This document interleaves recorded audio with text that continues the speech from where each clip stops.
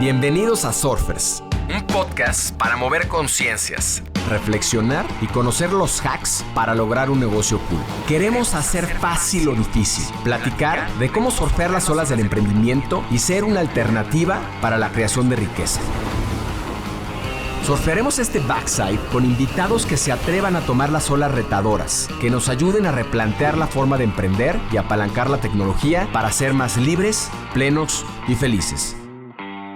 Este episodio es presentado por Utopia. Las actuales capacidades de la inteligencia artificial generativa podrían automatizar actividades laborales que ocupan entre el 60 y el 70% del tiempo empleado. Conoce Utopia, una plataforma de IA revolucionaria y personalizable alimentada por múltiples inteligencias y un gestor de flujos que automatiza cualquier proceso dentro de tu organización. Conoce más de Utopia en utopia.ai. Utopia se escribe con doble P. Utopia, una plataforma de IA entrenada para tu organización. Llegué a este tema de la ingeniería y las telecomunicaciones como que un día después de que empezó el internet, y literal un día, ¿no? O sea, las primeras conexiones que hubo en México, en la UNAM y en el TEC, ahí estuvimos cerca, y bueno, me tocó vivir el desarrollo del internet. MNEMO es una empresa enfocada a ayudar a las empresas a resolver sus retos de ciberseguridad, muy enfocados en el contexto del sector financiero, del sector energético, del sector de las telecomunicaciones, porque estos sectores son los más proclives a recibir ataques y ataques sofisticados, ¿no? Dicen por ahí que para ser bueno en algo necesitas al menos 10 años de dedicarte a ello para ser un jugador. Si yo, bueno, quiero hacer algo especial, entonces como que es necesario a veces conectar los puntos. Y a mí me gusta mucho el pensar en forma de mind map. Entonces me compré una mesa grande, puse hojas de rotafolio en la mesa, así como si fuera un cuaderno, y empezaba yo a dibujar. Y para eso necesitas tiempo, necesitas tranquilidad, sí disciplina para hacerlo consistentemente, pero es importante tomar tiempo para poder entrar al tema creativo, ¿no? Y sobre todo para poder dejarte ir con tus pensamientos. ¿Qué pasa si de repente me quedo sin computadoras? ¿Cómo te quedas sin computadoras? Pues alguien que le dé clic a un ransomware, te encriptan las máquinas. Desafortunadamente los malos, una vez que le pegan a una máquina, se empiezan a mover lateralmente hasta que llegan al directorio activo de las empresas, que es donde se almacenan usernames y passwords. Y una vez que se meten al directorio activo, adiós, ya perdiste control de tu infraestructura. Yo creo que en la vida solamente le puedes entrar a las cosas de dos maneras. O eres responsable o eres víctima. Hay muchos que se la pasan explicando por qué las cosas no salen como les salen, y hay otros que simplemente logran lo que buscan.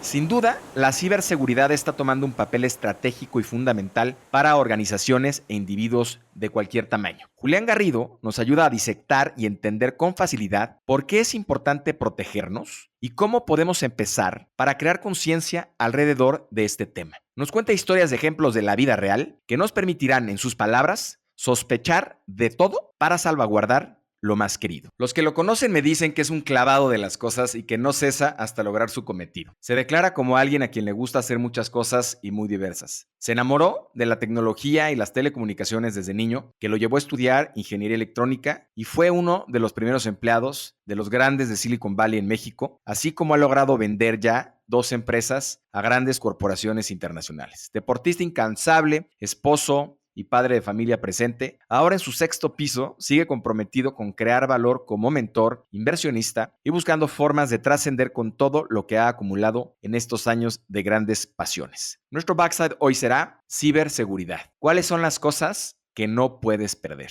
Estamos en nuestro backside número 27 y en esta ocasión nos acompaña Julián Garrido, ingeniero en electrónica y comunicaciones por la Universidad La Salle, CEO de MNEMO, empresa que ahora pertenece a Accenture, exdirector de McAfee, ex CTO y fundador de Visis, y fungió como Service Provider de Cisco Latam. Nada, bucea, juega tenis y golf cuando le da la vida. Su misión ahora es defender a empresas y personas de los malos detrás del Internet y potenciar las tecnologías para tener un mundo mejor. Bienvenido a Surfers, mi querido Julián. Muchas gracias, muy buenas tardes, Roger, muy buenas tardes a todos. Buenas tardes y qué gusto tenerte. Cuéntanos la historia que te pasó en Valle de Bravo.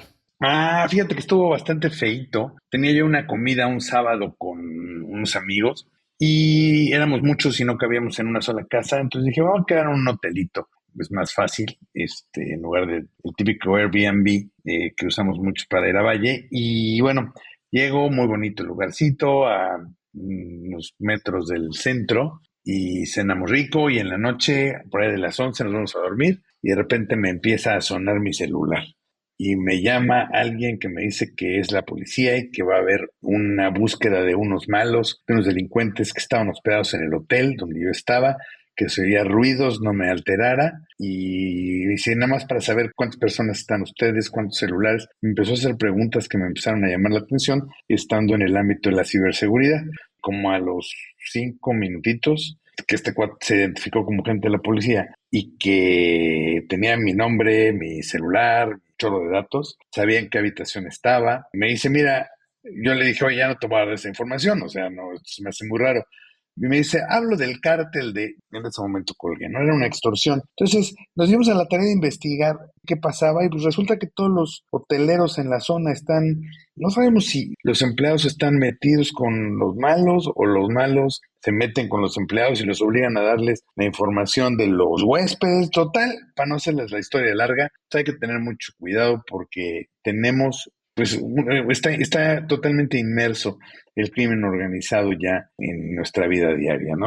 Y a veces se ve a través de las extorsiones, a veces se ve a través de la oferta de drogas, a veces se ve a través de los ataques cibernéticos, de 20 formas diferentes, pero pues desafortunadamente estamos viviendo una época bastante complicada. Julián, ¿qué sentiste y qué significó para ti a los 12 años esos walkie-talkies que te regalaron? Y yo no sé si la curiosidad del ingeniero me hacía parecer que era algo mágico, que dos dispositivos pudieran, simplemente apretando un botoncito, enviar una señal de un lado a otro a través de la radio. La radio y la televisión, si la volteamos a ver, pues es algo mágico, ¿no? Si no sabemos cómo funciona por dentro. Imagínate que hemos visto el concepto de señal, hemos vivido con el concepto de la radio desde que nacimos todos, ¿no? Porque se inventó a fin del siglo XIX. Entonces, ¿se imaginan ustedes con la capacidad de crear un radio hoy que transmita de un lado a otro? ¿Lo podrías fabricar? No está tan fácil, ¿no? Entonces, lo damos por sentado, lo vivimos, y pues a mí esa fascinación que me dio a los 11, 12 años me sigue fascinando actualmente, ¿no? Y a veces me pregunto, oye, ¿sería capaz de volver a armar ese radio a cristal que armé cuando estaba en la secundaria? Pues probablemente si le busco, sí, pero hacerlo de la nada, sin poder ir a comprar un transistor o pedir en Amazon un kit para fabricar un radio AM, no está tan fácil. Lo damos por sentado, pero es algo fascinante. Muchas cosas de la tecnología las damos por sentadas, pero siguen siendo temas mágicos, ¿no? ¿Qué me dices? A mí yo a los 11 años empecé mi carrera de ingeniería electrónica en un instituto que se llama Maurer, que te mandaba todo por correo físico. Ajá. Y tenías que hacer tus exámenes y todo. Me duró no tanto porque cuando empezaron las matemáticas duras ya no me dio, pero yo también le entraba a hacer esas cosas y me fascinaba y me volvía loco el cómo podían realmente ser como mágicas, ¿no? Oye, pero esto me decías que te llevó a estudiar lo que estudiaste. Así es, quería yo entender cómo funcionaba esto del radio y las telecomunicaciones. Y veía antenas parabólicas horizontales, otras verticales, y como que me llamó siempre mucho la atención el tema de la comunicación remota.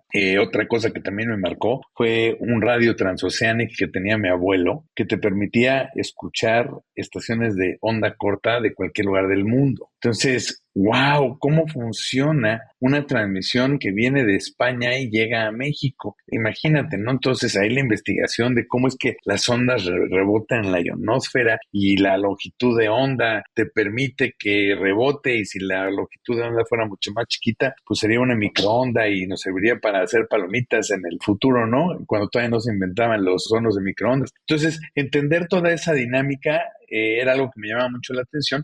Y la verdad es que me gustó mucho haber estudiado esto. Y bueno, después me metí mucho más al tema de las comunicaciones digitales. Llegué a este tema de la ingeniería y las telecomunicaciones como que un día después de que empezó el internet. Y literal un día, ¿no? O sea, las primeras conexiones que hubo en México, en la UNAM y en el TEC, ahí estuvimos cerca. Y bueno, me tocó vivir el desarrollo del internet, que de alguna manera fue como la evolución de todas estas tecnologías de telecomunicaciones, de las que platicábamos como base, ¿no? Muy padre. Ahorita en un momento vamos a entrarle a esta historia que quiero que nos cuentes, que me parece muy interesante. Pero antes, ¿qué es Nemo? MNEMO es una empresa enfocada a ayudar a las empresas a resolver sus retos de ciberseguridad, muy enfocados en el contexto del sector financiero, del sector energético, del sector de las telecomunicaciones, porque estos sectores son los más proclives a recibir ataques y ataques sofisticados, ¿no? Desarrollamos una serie de tecnologías, nos gusta mucho el tema de inteligencia.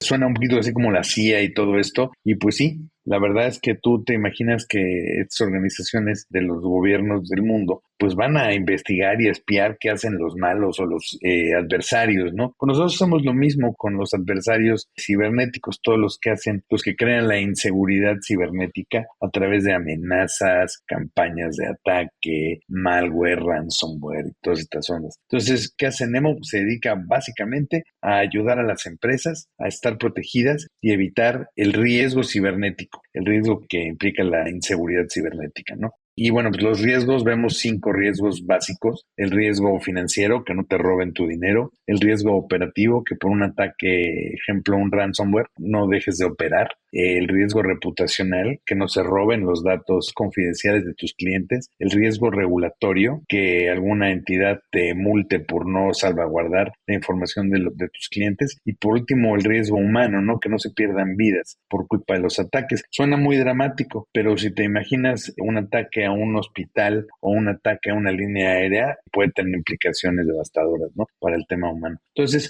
vemos el riesgo en estas 5 líneas y en base a eso creamos la tecnología, los procesos y capacitamos a las personas para que le hagan frente a esos riesgos. Quiero darle ahorita doble clic a estos temas en un momentito más, pero cuéntanos cómo es que empiezas vendiendo fibra óptica y terminas vendiendo 2 empresas, una de conmutación y otra de ciberseguridad. Y platícanos esta historia que también me gustó mucho de cómo cuando arranca precisamente el Internet y en esta curiosidad y fascinación que tienes de las telecomunicaciones, el tema de la UNAM, de cómo se usaban las fibras para ciertos propósitos, bueno, en su momento ni fibras, ¿no? Y después cómo terminas, creo que era X25 lo que usaban, ¿no? Y cómo terminas en esta etapa ahora de ciberseguridad.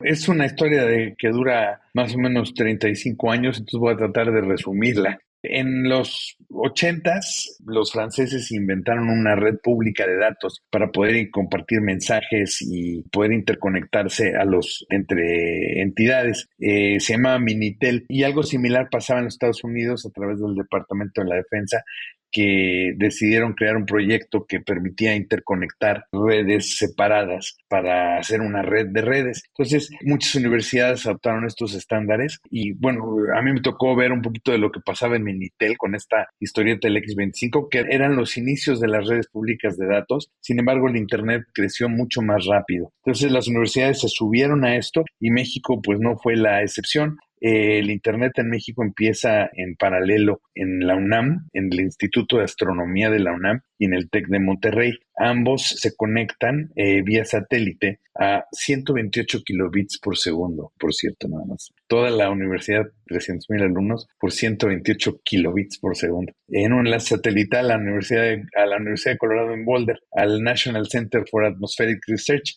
La idea que tenían estas entidades era poder intercambiar pues imágenes astronómicas, evidentemente. Entonces, a partir de ahí, también el TEC ya se había conectado a BitNet, que era otra red entre universidades, y bueno, empieza a haber la necesidad de muchas universidades de conectarse a esta red de redes. En México incluso se creó una organización que se llamaba MEXNET, con muchos de los pioneros del Internet acá, y bueno, empezamos a trabajar con estos proyectos, a interconectarlos, algunos vía satélite, otros vía líneas privadas telefónicas, otros vía microondas, de 20 o 30 formas diferentes. Me acuerdo que estaba el ITESO en Guadalajara, la Universidad de Guadalajara, la Universidad de las Américas eran bastante buenos también. Muchas universidades se fueron subiendo, el Politécnico. Y bueno, después de esto, pues se hizo todo un crecimiento. Y en paralelo, algunas empresas empezaron a conectarse al Internet, más que nada como un mecanismo de consulta.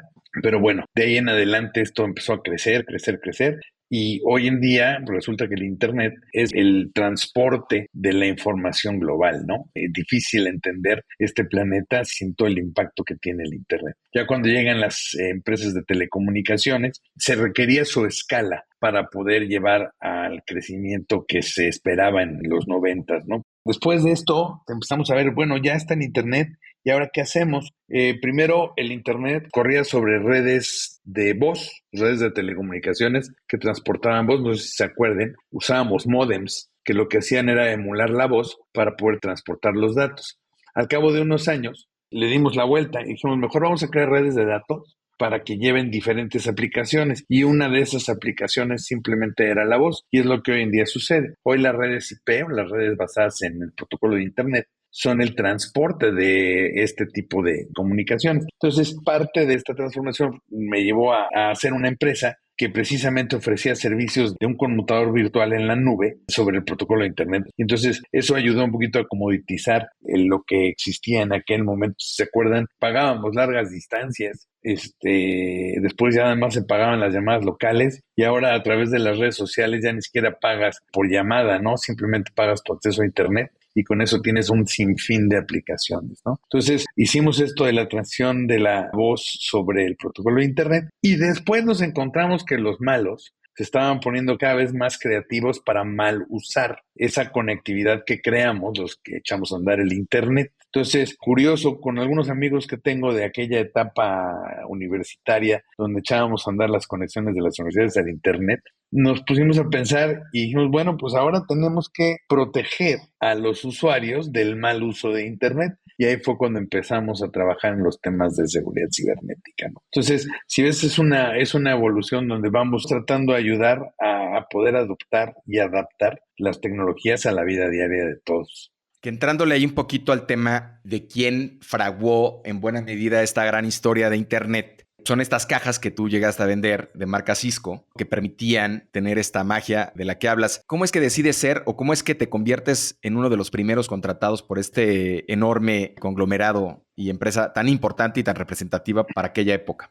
Para poder conectar las universidades al Internet necesitabas routers. Estos routers son equipos que te permiten, es algo similar a lo que hoy vemos en las casas con el acceso a Internet fijo, lo que entregan las compañías telefónicas tipo Telmex, el producto este famosísimo Infinitum, pues no es nada más que un routercito, un enrutador que te permite conectar tus computadoras locales a una línea de comunicación. Ahora usamos fibra, antes se usaba cobre con diferentes protocolos, hoy se usa GPON, DSL, etcétera. Y bueno, en aquel tiempo también usábamos routers para poder conectar a las universidades al Internet. Y bueno, tenía su chiste el poder configurarlos. Y cuando tenías más de un sitio que se quería conectar, pues tenías que hacer redecitas de routers. Por eso es que el Internet son redes de redes y redes de redes de redes y todo interconectado. Entonces, como teníamos un poquito de experiencia en eso de las redes IP y le sabíamos, pues se me presentó la oportunidad y dije, bueno, pues vamos a trabajar para los que hacen los routers, ¿no? Entonces fui, toqué la puerta y me dijeron, órale, vente, sí necesitamos manos. Y pues llegamos y empezamos a trabajar con el tema de los routers y de ahí vino el crecimiento donde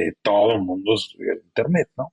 Entonces fue así como vi que era una oportunidad, fui, les toqué la puerta y me dijeron, sí, vente. Así, simple. Trabajas 15 años en Cisco, si no me equivoco, y cuando Sí. acabas de trabajar ahí, te desconectas 10 meses, ordenas tus ideas y logras esta otra idea del PBX o el conmutador. ¿Por qué consideras que tomarte un tiempo es bueno para ordenar tus ideas? Porque la vida de la tecnología va tan rápido que a veces no tenemos la estructura para ver qué necesitas para hacer empresa. Yo tenía ganas de hacer empresa, ¿no? Decía, ya gasté aquí los 12, 15 años que se requieren para poder entender una industria. Eso, pues no soy el que lo dice, ¿no? Dicen por ahí que para ser bueno en algo necesitas al menos 10 años de dedicarte a ello para ser un jugador. Entonces, decía yo, bueno, quiero hacer algo especial, como que es necesario a veces conectar los puntos. Y a mí me gusta mucho el pensar en forma de mind map. Me compré una mesa grande, puse hojas de rotafolio en la mesa, así como si fuera un cuaderno, y empezaba yo a dibujar. Y para eso necesitas tiempo, necesitas tranquilidad, sí disciplina para hacerlo consistentemente, pero es importante tomar tiempo para poder entrarle al tema creativo, ¿no? Y sobre todo para poder dejarte ir con tus pensamientos hasta donde llegues, hasta donde veas que ya no se puede avanzar más. Entonces me construía yo mis mapas mentales hasta que vi un grupo de aplicaciones que podíamos echar a andar sobre el Internet. Y bueno, pensamos en el tema este del conmutador en la nube sobre Internet y bueno, pues la verdad es que funcionó bastante bien. En ese momento decimos en la nube y hoy decimos, pues muy fácil, ¿no? Lo subimos en Amazon o en Google o en Microsoft, pero en ese momento no existía ninguna de esas. Entonces tuvimos que ir a conseguir espacio en data centers arrendados, crear nubes privadas, chiquitas, pues a patín, como decimos en el argot. Pues ya llegó la nube y pues ya todo esto fue una explosión de diferentes aplicaciones, ¿no? Entonces así fue como que le entramos y sí, vale mucho la pena tomar un tiempo. No sé si 10 meses, creo que me excedí, pero 6 meses no es algo malo. 3, 6 meses. Y bueno, el tema es sí ser disciplinado. Yo me paraba tempranito, me desayunaba, bajaba a mi oficina a las 9 de la mañana y entraba a trabajar todos los días, a trabajar en lo que iba a ser el futuro consistente. No te puede ganar la distracción. Julián, ¿qué es ciberseguridad para los que nos escuchan y por qué nos tiene que importar?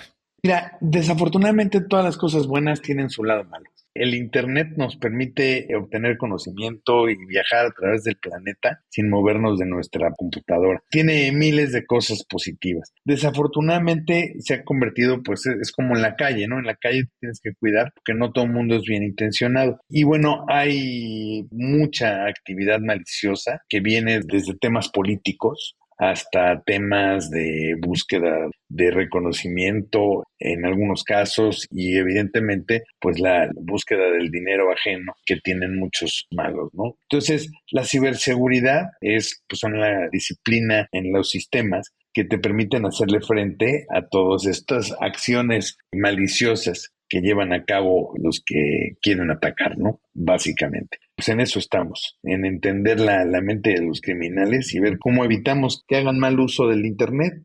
¿Por qué nos tiene que importar? Y ahorita voy a regresar a lo que ya explicaste, pero me gustaría que desarrollaras un poco más de estas 5 cosas tan importantes que no puedes perder.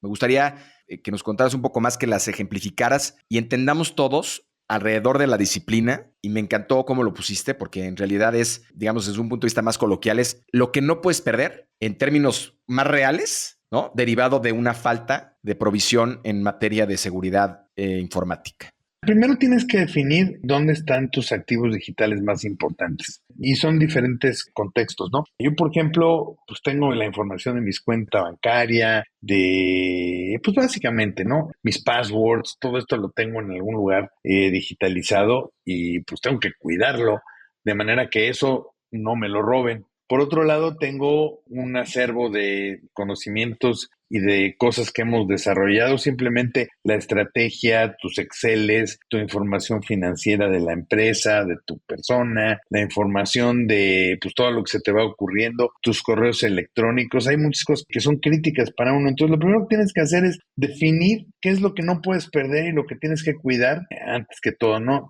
Acá en el argot de la ciberseguridad le llamamos las joyas de la corona. Tú tienes que definir, cada uno tiene cosas que son importantísimas. Digo, si a mí me roban el acceso a mi Facebook, pues la verdad es que no me importa mucho porque no soy mucho de Facebook. Si se lleva mi WhatsApp, pues ahí están todos mis contactos. Entonces tengo que tener mucho cuidado porque mis contactos, los que hemos logrado durante quién sabe cuántos años, pues sí es muy importante que no caigan en manos de los malos. Hemos visto, por ejemplo, todo el mundo tiene un cuate que le han hackeado su WhatsApp y que desafortunadamente el malo empieza a pedir dinero a nombre de nuestro cuate.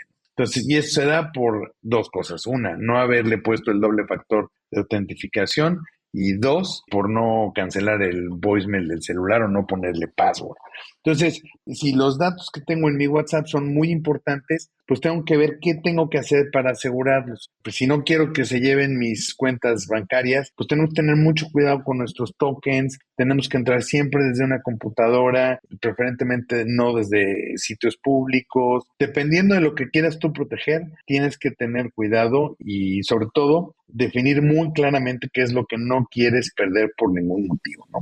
Decías ponerle password al voicemail. ¿Cuáles son las consecuencias de no hacerlo? Lo que pasa es que cuando tú cambias de aparato telefónico, de smartphone, tú te puedes llevar evidentemente tu WhatsApp a otro teléfono. Entonces, para hacer ese cambio, te dicen, a ver, quiero autentificarte. ¿Cómo quieres que te contacte? ¿Por voicemail, por mensajito o por un correo electrónico alterno? El malo no tiene acceso a un correo electrónico alterno tuyo porque ese no lo conoce. Pero tu voicemail, si no tiene PIN, tú le llamas, por ejemplo, a alguien por teléfono, te esperas, le das asterisco o le das gato, no me acuerdo cuál de las dos es, y te da acceso al voicemail. Si no lo tienes protegido, el cuate puede decir, quiero cambiar mi cuenta de WhatsApp al teléfono X, el del malo, y te va a preguntar WhatsApp, ¿y cómo quieres que te autentifique? Mándame un voicemail y tiene acceso a tu voicemail porque no lo tienes protegido. Y con ese mecanismo se lleva tu número telefónico y recuperarlo es todo un cotorreo. Decías que la quinta cosa que no puedes perder dentro de las demás, una importante claramente es el dinero, son las vidas humanas o la integridad humana. Ajá. Y poniéndome un poco terrorífico y extremista, pues hoy básicamente todos los sistemas aeroespaciales, los sistemas de gestión eléctrica, los sistemas de transporte, todos tienen un sistema potencialmente hackeable. ¿Hasta dónde tenemos que estar conscientes de eso y saber y entender la importancia precisamente de lo que tú haces? Mucho de la mitigación lo tienen que hacer las empresas a las que les compran los servicios. Ejemplo, el dinero, tú no tienes tu dinero en tu computadora, tienes el acceso a tu cuenta bancaria. El banco sí tiene tu dinero en sus servidores. Tú no puedes hacer nada por asegurar los servidores del banco, pero sí puedes hacer mucho por cuidar tus accesos al banco que está guardando tu dinero. Y lo mismo sucede con el tema humano con respecto a la industria aeroespacial o a la aeronáutica, con el tema de, por ejemplo, de los hospitales. En el 2017, me parece, 17-18, salió el tema de WannaCry, que fue un malware, un ransomware ahí devastador, y empezó atacando hospitales en Polonia, en Inglaterra, en España. Es crítico porque te puede parar la operación. Imagínate un hospital que se queda sin computadoras, una operación a medio quirófano, pues es algo crítico. Entonces, estas empresas todas las empresas, en todos los giros, tenemos que reflexionar un poco. ¿Qué pasa si de repente me quedo sin computadoras? ¿Cómo te quedas sin computadoras?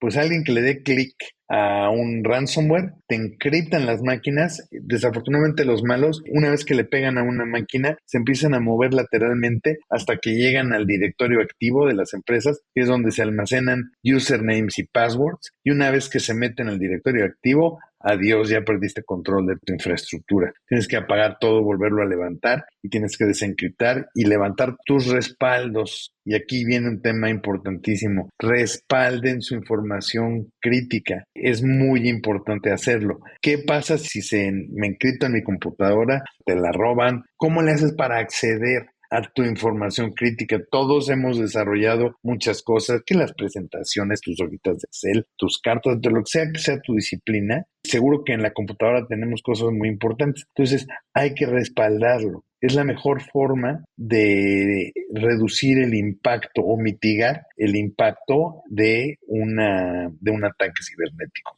¿Qué es ransomware y qué es phishing?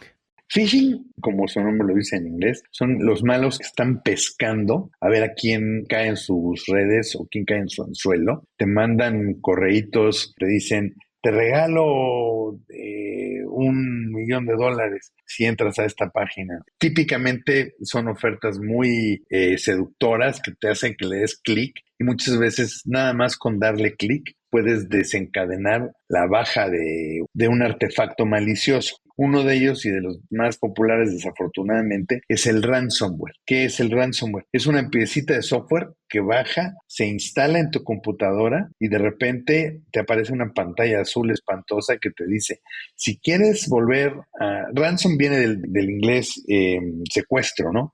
Si quieres volver a ver tus datos, tienes que pagarme tanto dinero. O sea, es un secuestro de tus datos. Por eso le llaman ransomware. Entonces, muchas empresas caen y es una cadenita, ¿no? Te lanzan un correo de phishing, ya sea que te pidan entrar a un website o desde el mismo correo de phishing te bajan el artefacto malicioso y se convierte, esto es un ransomware y se desencadena toda esta maldición. Entonces, recomendaciones, no le des clic a nada que tú no estés activamente buscando.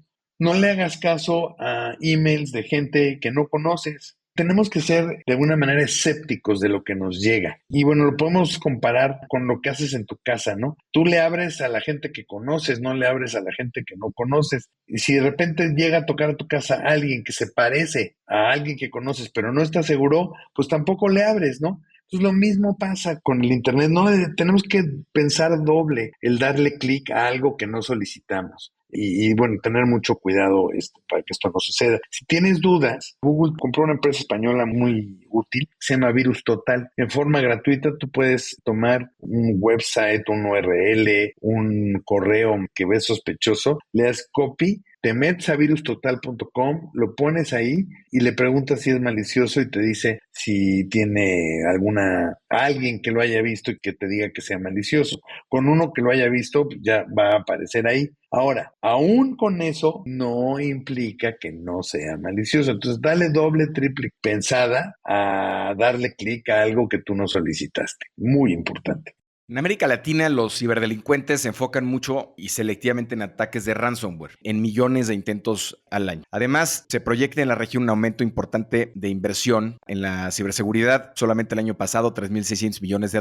Mientras es el phishing y todos estos ataques, ahora, con la inteligencia artificial que tocaremos más adelante, se perfilan como grandes riesgos. ¿Qué medidas en este contexto pueden adaptar las organizaciones de Latinoamérica o los individuos para hacerle frente a estos? Ya dijiste algunos particularmente, pero me gustaría sobre todo entender este desafío adicional que tiene la inteligencia artificial. Platicábamos en nuestra conversación previa cómo ahora ya no solamente puedes confiar en la voz de quien por ejemplo, te hace una llamada, ¿no? O en el video inclusive que vas a poder ver de alguien. ¿Nos puedes comentar algunos ejemplos y qué otras medidas consideras importantes?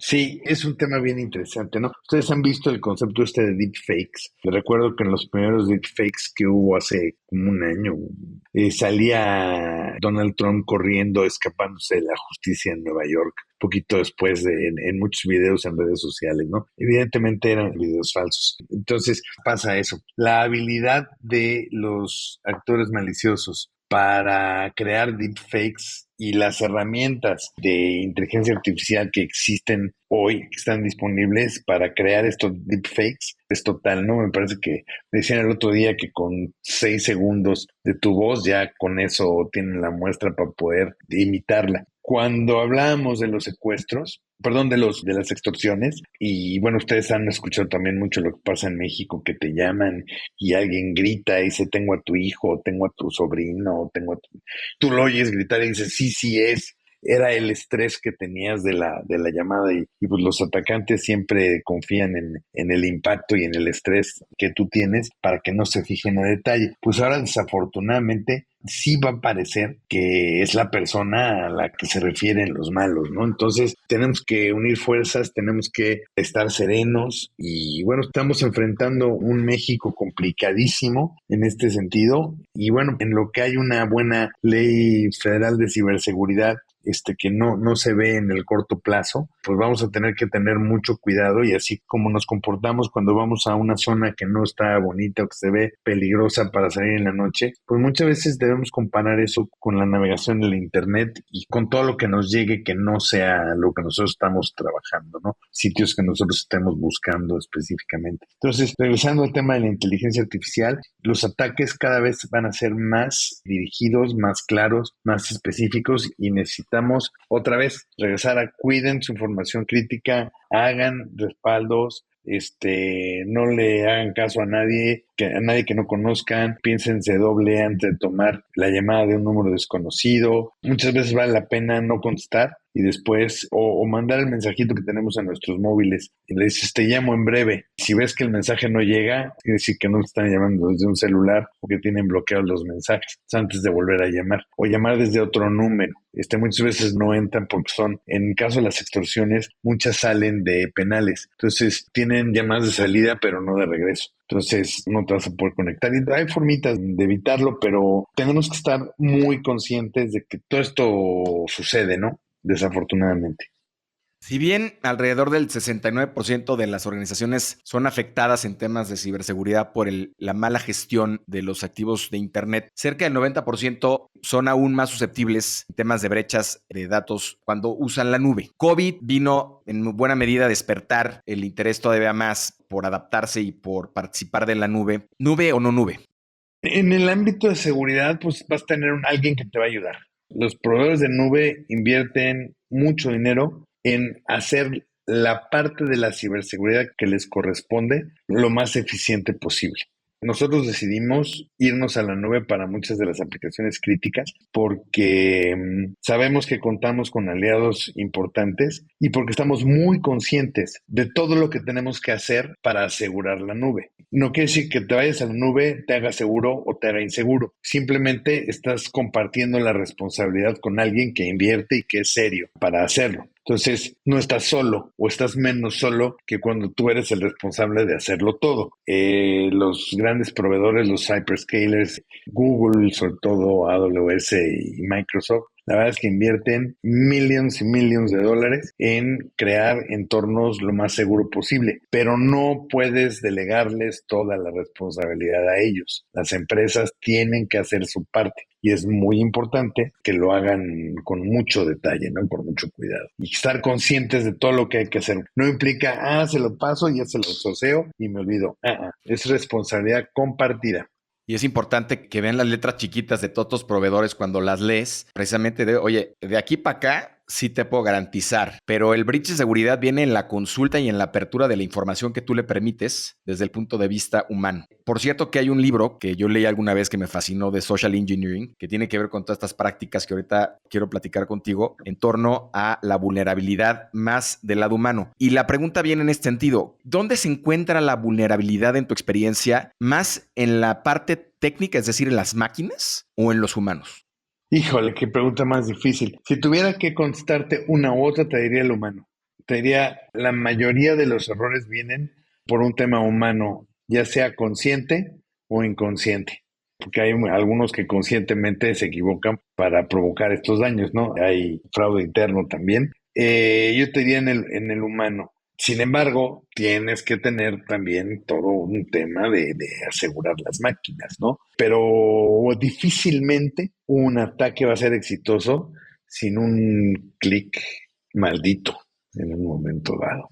Siempre hay un dedo que echa a perder todo, ¿no? Hay algunas caricaturas buenísimas, sobre el tema, ¿no? Y hay empresas que hacen cosas muy interesantes, no me acuerdo del nombre de ella, pero hacen temas de capacitación y concientización y lo que dicen es, tratamos de desarrollar firewalls humanos, human firewalls, que cada persona en la organización sea un human firewall. Y es un poquito lo que nos sucede. Tiene que haber más conciencia de todos nosotros del tema de la ciberseguridad. Ejemplo, que una industria que hace bien el tema de seguridad es la industria de la aviación. Si tú te vas de viaje, ya sabes que no puedes empacar, te vas a llevar tu maletita, no puedes llevar cosas de más de 100 mililitros, las empacas en una bolsita transparente, sabes que no puedes llevar navajas, etcétera, ¿no? Todo lo que te quitan en la entrada. Entonces llegas ya preparado, estás tranquilo, ya sabes, ya estás consciente de que eso va a suceder. Entonces, el hecho que no lleves armas, etcétera, etcétera. Esa conciencia de la seguridad en la aeronáutica es la que deberíamos tener también en el ámbito de la ciberseguridad. No dar clics, no hacer esto, no hacer el otro y estar sabiendo que tienes que estar muy consciente del tema de seguridad, así como cuando te vas en avión. A propósito de la aviación, en los accidentes estadísticamente el error humano es entre el 70 y el 80% de los accidentes. Aun cuando tienes sistemas de navegación sofisticadísimos, sigue siendo el factor humano el que provoca los accidentes importantes. ¿Cuáles serían tus 3 recomendaciones de seguridad para una pyme? Definen cuáles son las joyas de la corona y haz una estrategia para proteger estas joyas de la corona. Mantén el uso del correo electrónico de tus usuarios para usos estrictamente de la empresa.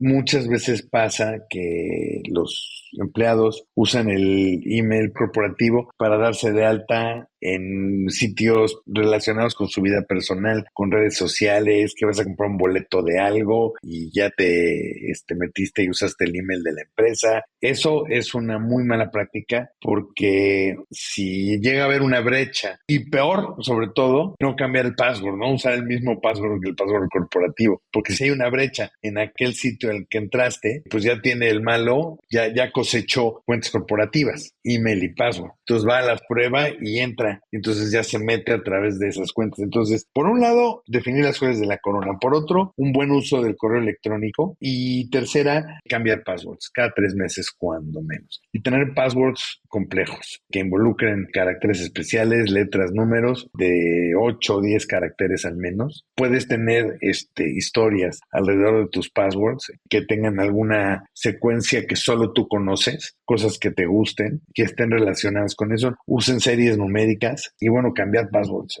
Serían las 3 recomendaciones que yo te diría, ¿no? Joyas de la corona, buen uso del correo electrónico y gestión de passwords. Usar el doble factor de autentificación en todas las plataformas que te lo permitan. Es muy importante. Con eso tienes un avance enorme.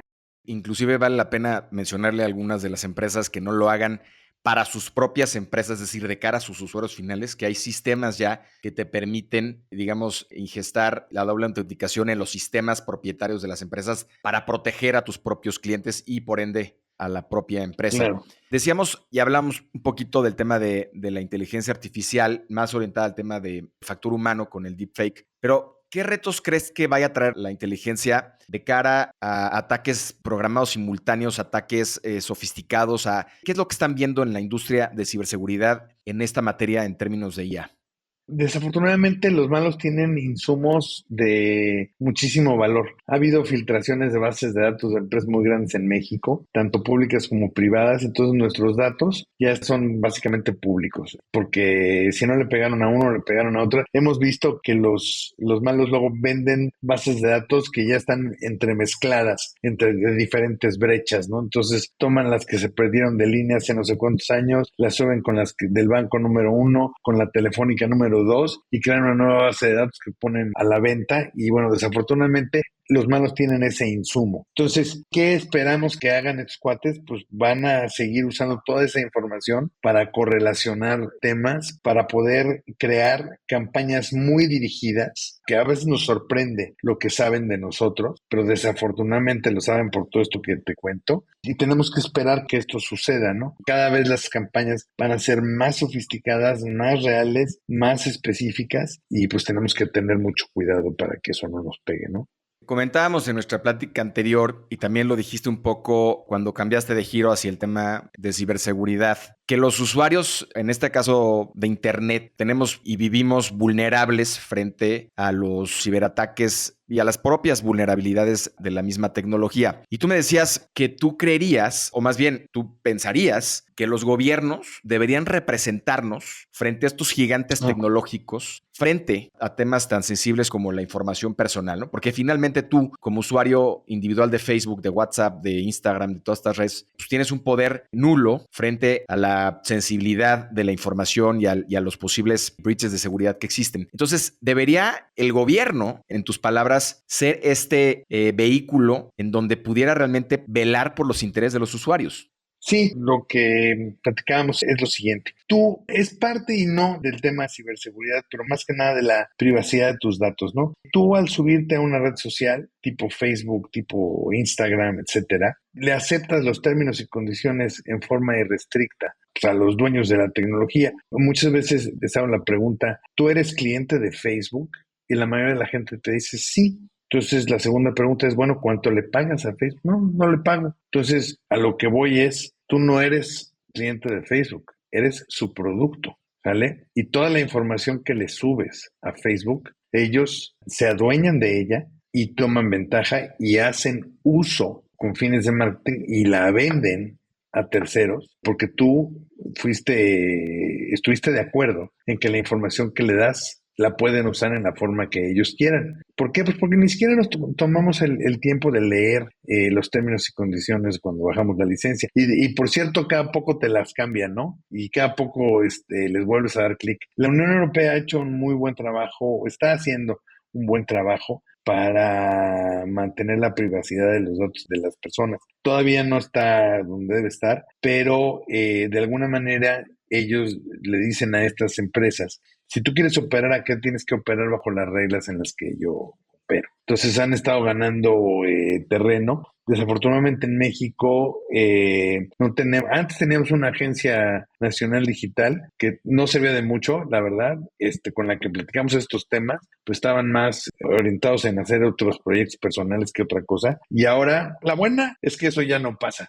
La mala es que no pasa absolutamente nada, ¿sale? Creemos que sería algo muy bueno que hubiera una entidad en México, un Instituto Nacional de Ciberseguridad, algo similar, que ayudara y velara por la privacidad de los datos de nosotros como ciudadanos. Nos hace mucha falta esa protección. El otro día también vi un estudio que hizo una universidad, no recuerdo cuándo, yo te la puedo pasar por si hay follow-up con esto, que decía que el 92% de las infraestructuras críticas en México están protegidas por particulares. El gobierno no está haciendo mucho que digamos, por decirlo menos, para protegernos del tema de ataques cibernéticos. La policía cibernética, la verdad es que tiene gente muy capaz, muy brillante, pero no tiene los recursos que se requieren para la escala a la que se enfrenta. Nosotros somos un ente privado, hacemos mucho más volumen de remediación para nuestros clientes de la que ellos hacen. Y esto pues no es algo que deba suceder, ¿no? Esto es bastante feo porque sí debería haber la fuerza del Estado en esto, porque para acabarla de dañar,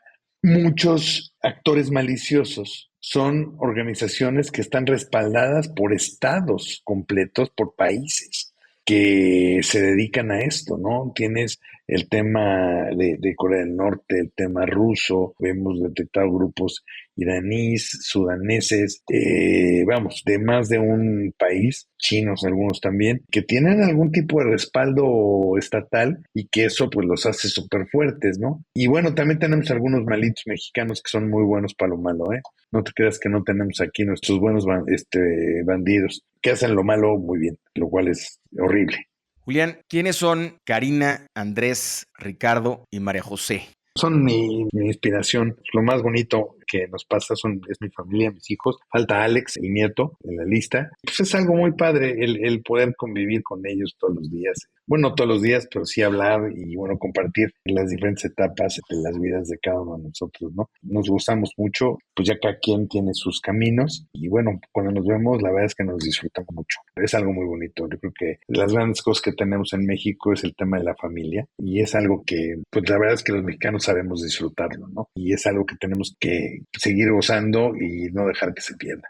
Julián, quiero ser respetuoso de tu tiempo, ya se nos acaba este set de olas y quisiera que compartas con nosotros y nuestra comunidad un libro, una frase y alguien a quien admiras para surfear las olas del emprendimiento y vivir más libres, plenos y felices. Híjole, hay muchos, hay muchos que me gustan. Leo temas técnicos, pero no tanto. Me gustó mucho el En busca de Klingsor de Jorge Volpi, es de mis libros favoritos, tiene un inicio espectacular. Cuando lo leí, vi el prefacio y dije, este libro ya me dejó lo que me tenía que dejar y me tardé como 6 meses en agarrarlo completo y leerlo, pero que desde el inicio es una joya, ¿no? Híjole, una frase, pues mira, te la cambio por un concepto. Yo creo que en la vida solamente le puedes entrar a las cosas de dos maneras. O eres responsable o eres víctima. Hay muchos que se la pasan explicando por qué las cosas no salen como les salen y hay otros que simplemente logran lo que buscan. Y eso es una actitud responsable. En la definición del responsable,